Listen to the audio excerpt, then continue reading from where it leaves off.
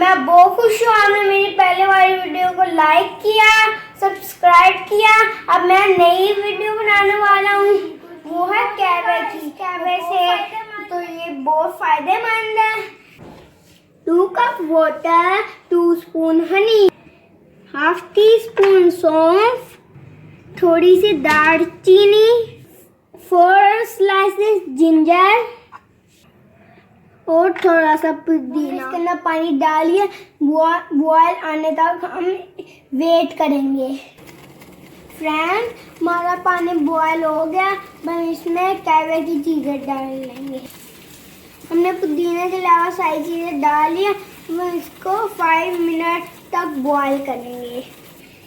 Friend, इसको 5 minute हो गए हैं। अब हम इसमें पुदीना ऐड करेंगे और हम 5 मिनट के लिए फ्लेवर को दम लगा देंगे। अब हम इसकी आंच बंद कर देंगे। अब आप इसको 5 मिनट के लिए दम पे लगा दें। 5 मिनट का दम लग गया, इसका दम लग गया फ्रेंड्स। अब हम इसको कप में डाल देंगे और हनी मिक्स कर देंगे। अब हम कैवे में हनी मिक्स करेंगे।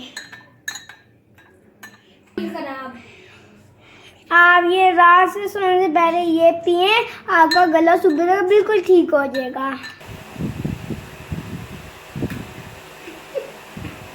वाह, ये तो बहुत मजे का है। वाह, ये तो बहुत मजे का कैवा है। वाह, ये तो बहुत मजे का कैवा है।